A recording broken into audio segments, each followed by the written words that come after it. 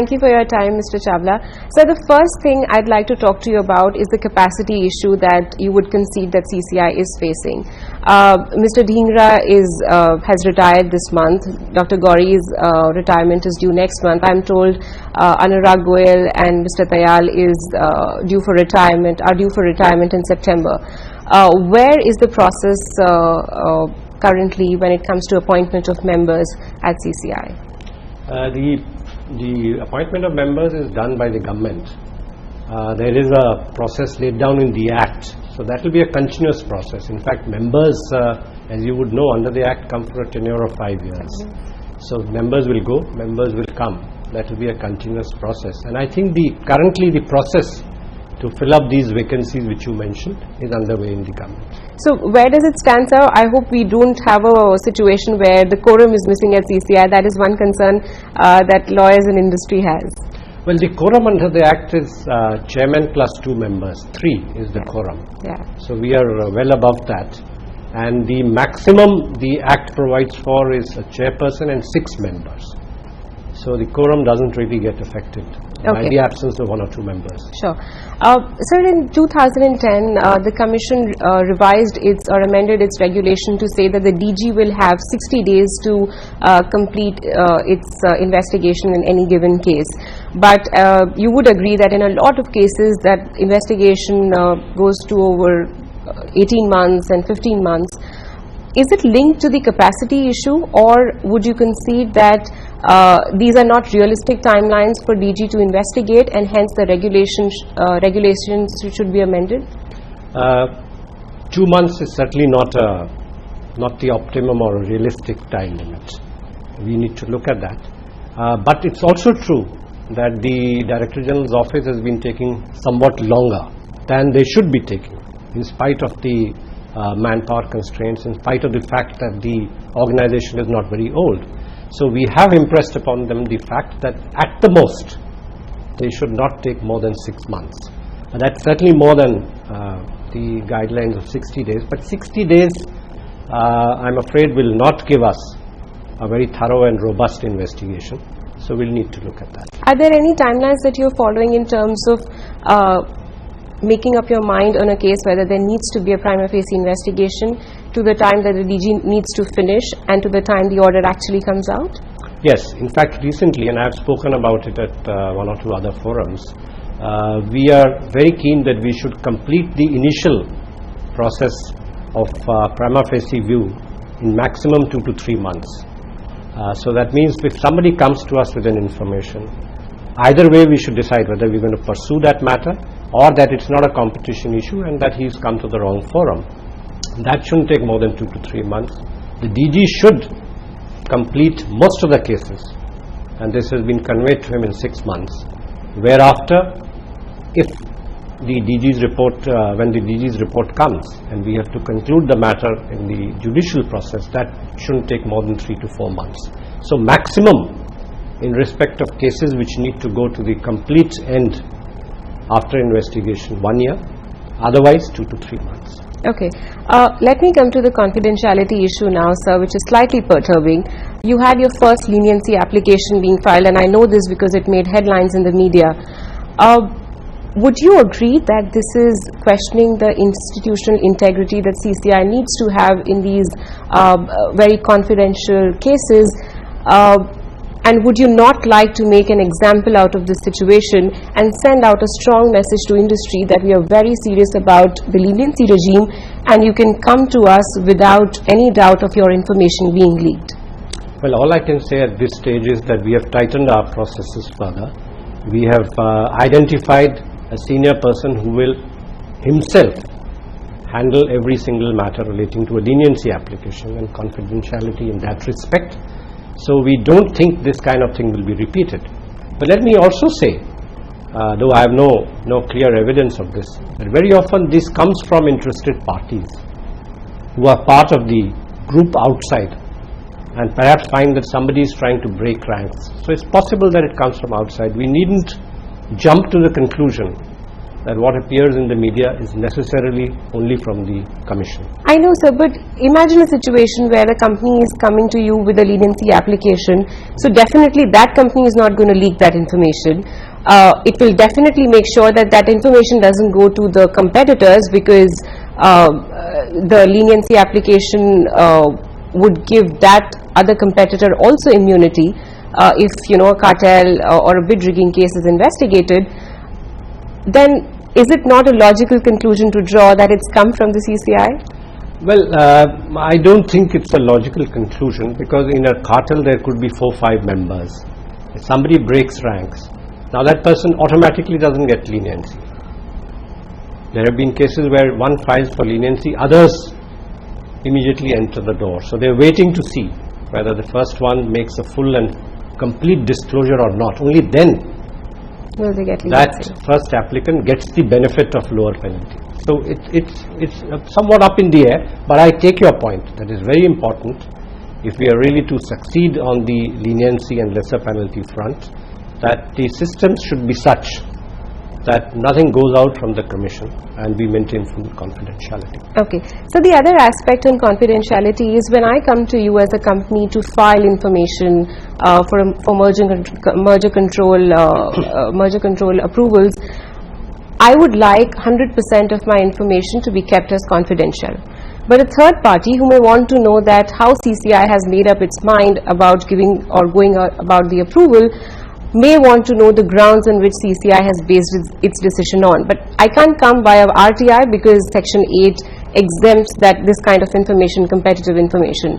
I want to understand what kind of discretion does the Commission implement or take into account while keeping that information or classifying that information as confidential.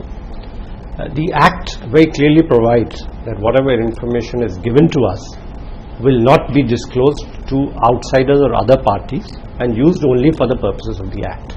That's the legal provision. When companies file, whether it is a merger case or an anti-competitive matter, they seek confidentiality on various documents.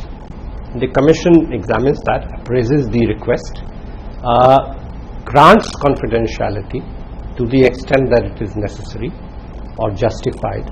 And the principle that we follow, if that's what you're looking at, the principle that we follow is that the information should not otherwise be available in the public domain, because otherwise there's no point in either a party seeking confidentiality or our granting confidentiality on that.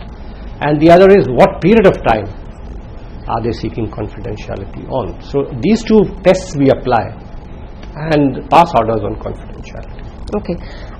Let me come to some of the procedural aspects where I've heard lawyers and industry experts raise their concerns, and that is the procedural aspects. I'll try and illustrate my point with an example, and you may choose to not comment on that specific example. In Jet Etihad order, we had a minority order and a majority order. The minority order was written on 14th of October, and the majority order was written on 12th of November, if I'm not mistaken. Some of the lawyers I've spoken to tell me that this amount of delay in majority order being written and minority already written is something which is ripe for appeal. Would you agree with that? For one, and we'll not go into the specifics of this particular case which is under appeal, but for one, both the orders were put out in the public domain on the same day. It's possible that they were written, the member who wrote the minority order and who asked for a certain course of action wrote it sometime before the majority took a prima facie decision that it doesn't affect competition and put out that order. So that doesn't really matter. If a member who is going to give a dissenting viewpoint on what course of action to take, it's possible that he may write it sometime before the others write it.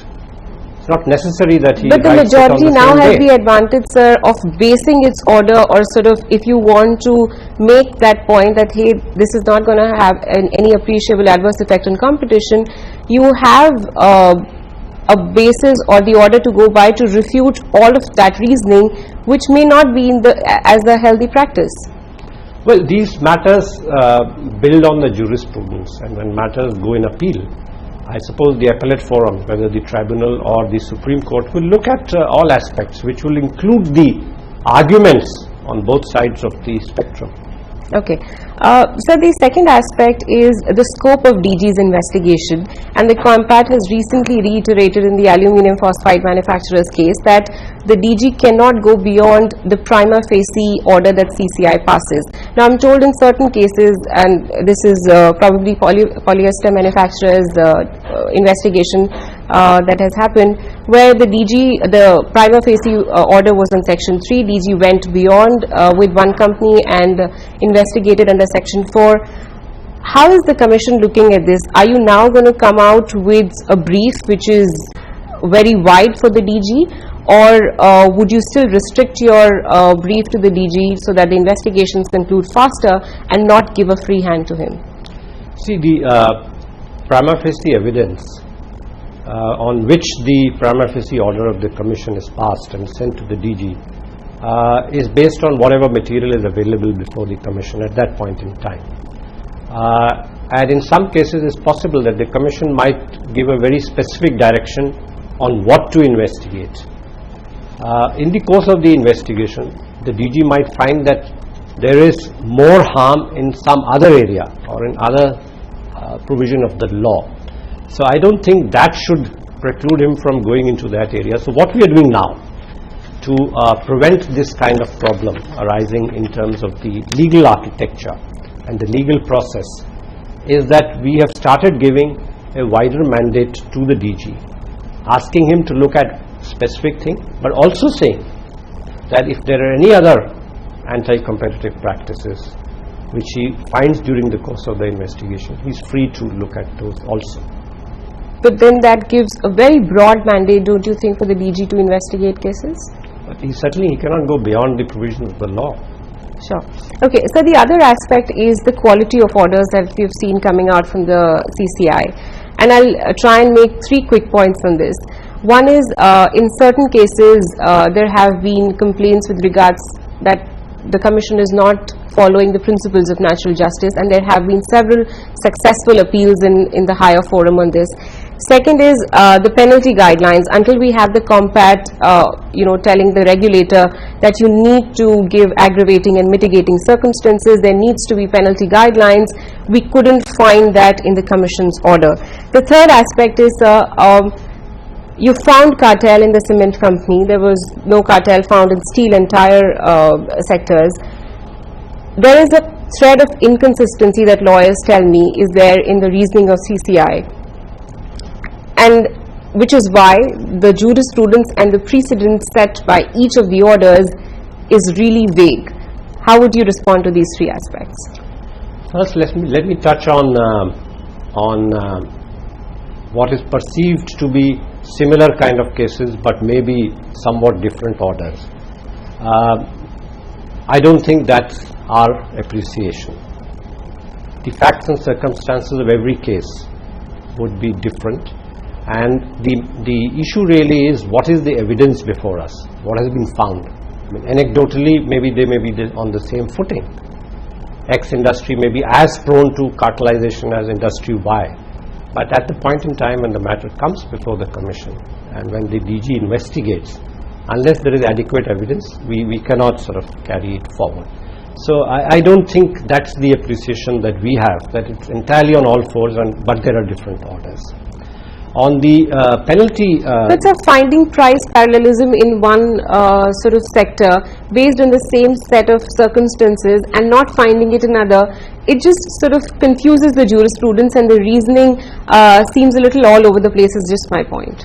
Price parallelism is only one of the dimensions. There are various other dimensions which stem from the behavior and what's the capacity utilization, whether the capacity utilization has been deliberately suppressed, whether they have met now and then to divide the market, and so on and so forth. So I think we leave it at that at this stage. The other is on the imposition of penalties, and what I have very clearly stated earlier, and the Commission is of that view, that it's a little too early to come out with very specific penalty guidelines at this stage, and we don't intend to do that in the near future. But yes, the penalties imposed in individual cases must adequately articulate the logic, the rationale, and the raison d'etre on the basis of which penalty has been imposed, whether it's high or low, and why it is so. So we'll continue to do that, which is what we regard as important, which is what COMPAT has also directed us to do in a number of cases. On the third point that you mentioned on the principles of natural justice, I think that is inbuilt into any quasi-judicial process, and we do our best to follow that. But let me also say that every now and then we find a tendency of the stakeholders and the legal community trying to game the system and make sure, because it's in nobody's interest when something is moving in a certain direction, it's not in their interest to get an order which is likely to be adverse from the Commission. So there's an attempt to game the system, and if we go along the whole route on that way, then we will probably never end up deciding cases, and we would then be in serious danger of becoming like civil courts, which is not the intention of the legislature, and that is why economic regulatory bodies of this kind, which will investigate and enforce, have been set up. So, sir, in cases where the High Court and the Supreme Court may have upheld those appeals on that the principles of natural justice weren't followed, you would agree that there have been lapses in the past? Well, High Courts don't really have normal jurisdiction in these matters, but people go in writs and so on, and then they sort of come back to us. But yes, if there is any matter in which the Supreme Court says that natural justice has been violated, then obviously that's the law of the land. Okay. So the next issue I want to understand from you is the friction between intellectual property law and the competition law. The mandate of intellectual property law is to create monopolies, to secure innovation. The mandate of competition law is to break monopolies. How do you think going forward these two would converge, if at all? And you've had one instance of your jurisdiction being challenged in the Ericsson case, where the Delhi High Court, and you've appealed that matter, has told you not to come out with a final order. How do you see this pan out in the future? Well, there is a certain amount of friction, as you said, between competition law and intellectual property. But even intellectual property, encourages innovation. It wants companies to be more efficient. So in that sense, there is also a complementarity between the two provisions. And we come in, the competition law and the Commission come in, where there are clear-cut issues of competition and not specific issues of intellectual property. Where there are issues purely of intellectual property, its violation, its application, its process, then there are different authorities in the country where the parties are supposed to go to. So I'm just trying to understand how would you sort of look at a monopoly or a patent and go about employing the principles of competition law in such a situation? See, patent does not necessarily mean monopoly. So that's one point. If I have it, I'd like to sort of use it, and you may see that as an abuse. Secondly, even a monopolist, only if he's abusing his dominant position, then he comes into the ambit of competition law. So if his behavior... But that's a thin line, sir, don't you think? Well, that's what we are supposed to appraise and decide on. Okay. And parties are free to feel that we've been wrong and unfair in our judgment, for which there are various forums for appeal. Sure, sir. I cannot not talk about control.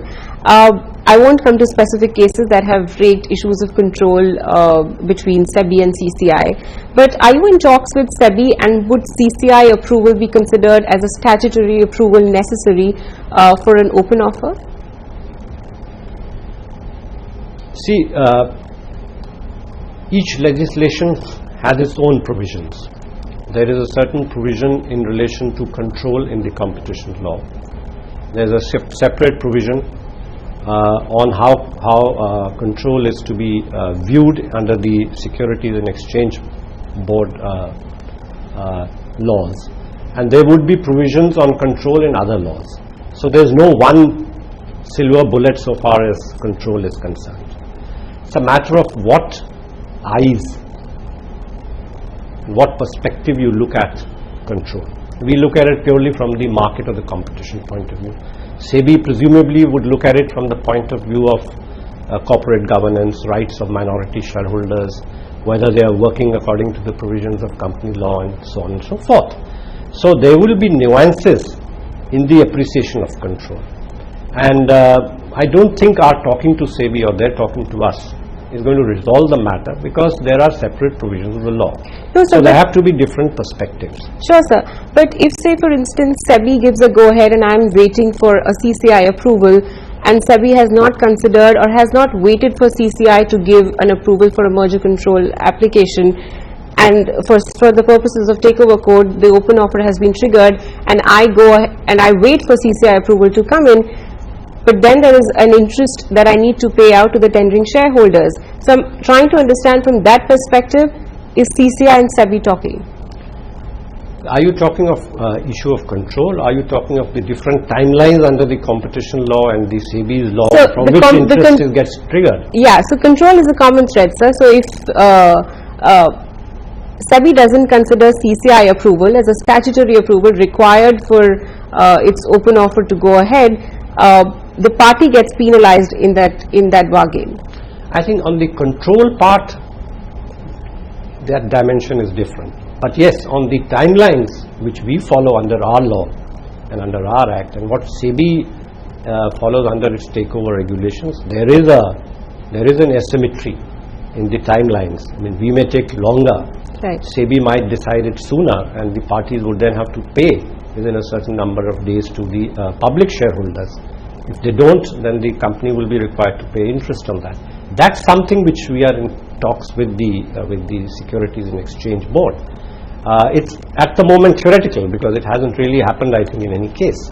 But maybe at some stage that needs to be looked at, and that will have to be looked at by SEBI, because it's part of their regulations, whereas our timelines are statutory. So we are not in a position to change those timelines unless Parliament chooses to amend the law. Okay. Sir, it's been 2 years that we have had the merger control regulations in place. Regulators in different jurisdictions time and again come out with merger control guidelines that reflects the jurisprudence that has evolved over the last 2 or 3 years, and what's the thinking of the Competition Commission when it sort of examines the merger filings. Are you trying or are you attempting to do something similar here in India? Well, 2 years is certainly not a very long period of time. It's relatively short. And I don't think our precedents and the cases that we have handled are sufficient to enable us to put out very straight-jacketed guidelines.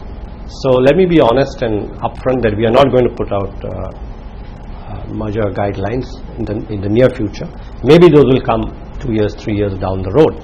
But what we are now starting, and this is going to start immediately, is going to be announced, is that we are open for pre-merger filing consultations on substantive issues, not just the procedural issues which we followed in the past. But now companies can engage with our officers on informal consultations on the merger substantive provisions. And will this be a part of what everybody is saying, merger control guidelines will get amended? Is that where... Not the merger control guidelines, the regulations are in the process. Well, this need not be a regulation, but this will be an announcement. Both the two of them may come together, but this is not really part of the regulation. So are you also looking at, or the ministry is also looking at amending merger control regulations in some fashion? In fact, we look at it every year to make sure that the regulatory burden on the corporates is not needless. It should conform to what is really our main requirements. So we did that in 2012, we did it in April 2013, and we shall shortly be doing it once again. So those should be in the public domain in the next week or 10 days. Okay. And do you feel that this is the right time to probably look at the thresholds again? Basically, if you feel that a lot of deals are not coming before the commission or do not require CCI approval because of higher thresholds, do you think it is a good time to look at the thresholds as well? Thresholds is something which the government or the parliament can decide, but there is a notification which was issued when these guidelines, when the provisions of M&A were enforced in June 2011. There was a notification by which for acquisitions, a target enterprise was exempted up to 2,500 million rupees in terms of assets and 7,500 rupees in terms of turnover. Now the validity of that is 5 years. So that will end sometime in 2016. Okay. And that was consciously done so that industry gets used to this regime. Right. So I suppose there would be a good case from our point of view at least. I'm not sure what decision will be taken by the government then. But I think it will be a good case to not extend that notification, because in any case that then takes a lot of acquisitions out of the process of review by the market regulator. Okay. So the last question I want to ask you is with regards to the certain the last question I want to ask you is about the certain seizure powers.